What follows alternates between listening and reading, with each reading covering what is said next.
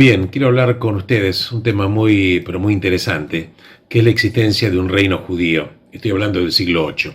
Este reino existió aproximadamente por 150 años y era el reino judío de Septimania.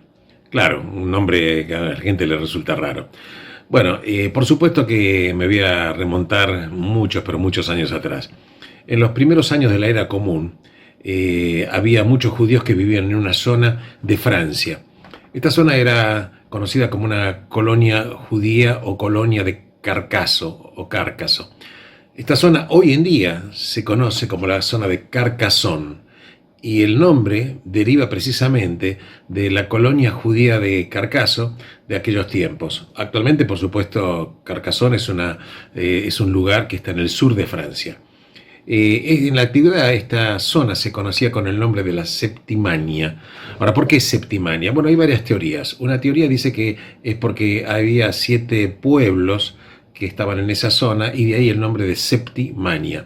Esos pueblos eran Eldne, Agde, Narbona, Lodeie, Besiers, Maguelone y Nimes. Pero la verdad que este no sería el nombre exacto porque en esa zona también estaba Carcaso o Carcasón, en consecuencia, no sería exactamente Septimania por eso. Otra teoría dicen y le adjudica el nombre de Septimania porque en esa zona estaba precisamente, digamos, había presencia de veteranos de la séptima legión romana que había sido instalada en esa zona por Octaviano.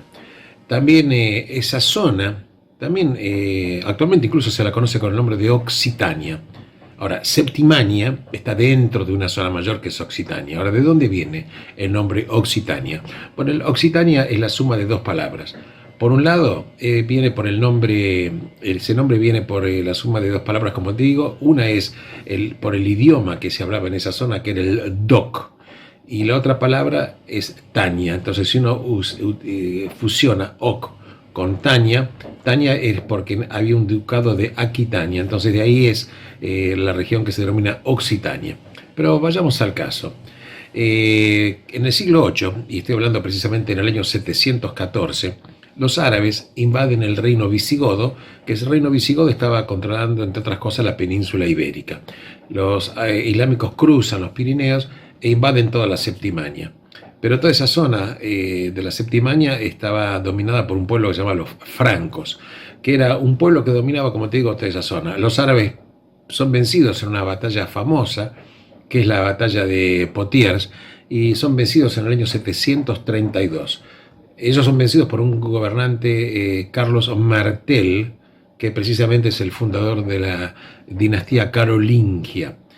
Y que, claro, ese pueblo franco, encabezado por Carlos Martel, derrota al emir Abderramán I e impide precisamente que todo el Islam avance hacia Occidente. Pero Occitania precisamente no pudo ser conquistada por Carlos Martel y permaneció en poder de los árabes. Y entonces hay una especie de convivencia, una especie de reino moro-judío que dura desde el año 714 hasta el año 759. Ahora bien, en el año 752, Pepino el Breve, que era hijo de Carlos Martel, sitia lo que era la Septimania, y este sitio dura 7 años, pero no puede conquistar esta zona, la Septimania. Entonces Pepino el Breve, que era un hábil político, se pone en contacto con los judíos que vivían en la ciudad de Narbona, era una de las ciudades de Septimania, y les promete un principado judío independiente y un rey propio si ellos deciden abrir las puertas de Narbona y se rebelaran contra los árabes. Claro, los judíos reciben un ofrecimiento de un reino judío independiente, poder nombrar un propio rey, y en consecuencia finalmente abren las puertas de Narbona, las fuerzas entran y los árabes son echados, son derrotados. Concretamente Pipino el Breve cumple la promesa que le dio a los judíos, y finalmente en el año 768 se establece el reino judío independiente de Septimania, o también la historia lo recuerda y lo nombra como reino judío de Septimania en Occitania.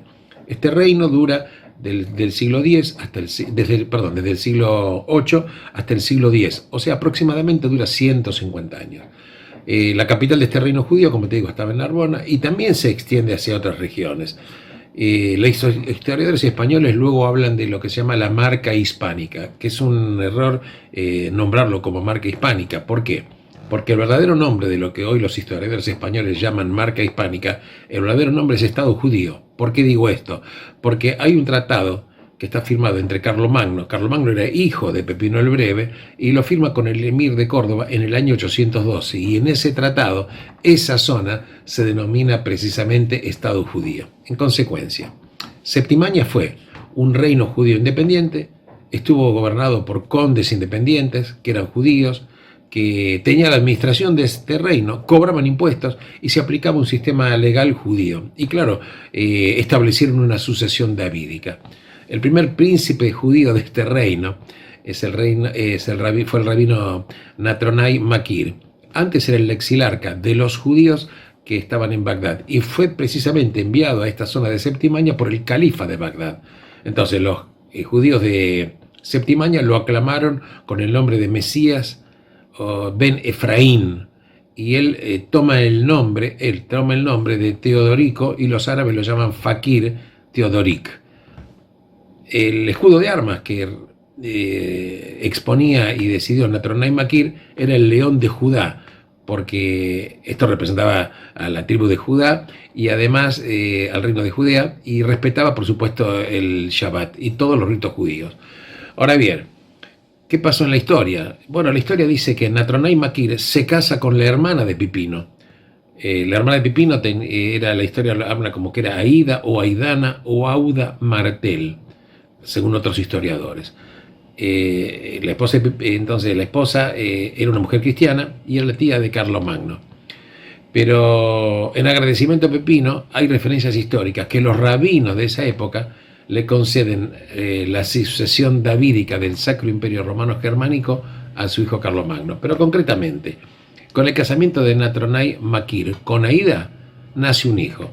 El nombre de este hijo es Guillermo de Toulouse o Guillermo de Toulouse, que posteriormente fue coronado como rey de los franceses.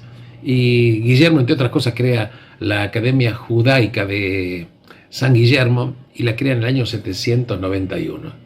Ahora bien, Guillermo se casa con una mujer cuyo nombre es Gitaburg o Gitaburga o Giburga, según los registros históricos. Y de esta unión, quiero decir que esta mujer Gitburga era judía, de esta unión nacen 4 hijos, que son Bernardo, Vera, Heriberto y Teodorico. Ahora, el hijo menor era de Guillermo de Toulouse, que era Bernard, se casa con una pariente judía suya también, cuyo nombre era Abdi o Albi, y para los judíos era el sucesor de esta casa de David. Entonces lo nombran Bernardo de Septimania. Era el nací Bernardo de Septimania. Ahora, Bernardo de Septimania gobernó como conde de Barcelona entre el año 826 y el año 832 por primera vez. Y el nombre con el cual él gobernaba era el conde de Tolosa y Barcelona. Pero reina también por segunda vez entre el año 835 y el año 844. En consecuencia, este reino judío de Septimania crece, gana influencia y llega a abarcar, incluso en el sur de los Pirineos, la zona de Nimes, Rosellón y muchos condados catalanes, como por ejemplo Gerona, Osona, Urgel, Pallars, Ribagorza y Barcelona. O sea, que Cataluña tiene una influencia judía enorme en su historia. Este reino judío de Septimania desaparece cuando termina la dinastía carolingia. Yo quiero terminar este comentario trayendo a memoria un poema del genial Jorge Luis Borges, y que habla con una estética maravillosa acerca del pueblo de Israel. Y él pregunta, ¿qué eres y qué otras cosas eras Israel sino esa nostalgia, sino esa voluntad de salvar entre las inconstantes formas del tiempo tu viejo libro mágico, tus liturgias, tu soledad con Dios? En consecuencia diría, entre varias cosas, que no se puede entender la historia de Europa, ni la historia del mundo sin la historia del pueblo judío.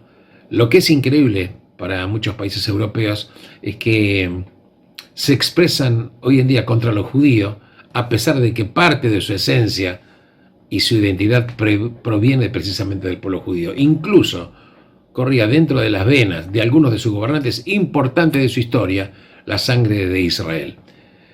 El espíritu del pueblo judío estampó la cultura. Y yo diría que el impacto del pueblo judío en la humanidad es tal que talló la historia y le da forma al presente. Claro que no fue el único pueblo que talló identidad de otros pueblos, pero tuvo una innegable y enorme contribución en la historia de la humanidad. El pueblo judío sigue estando presente en este mundo, a pesar del escarnio que sufrió a través de los tiempos. Y este pueblo todavía sigue siendo hermoso como un león al mediodía.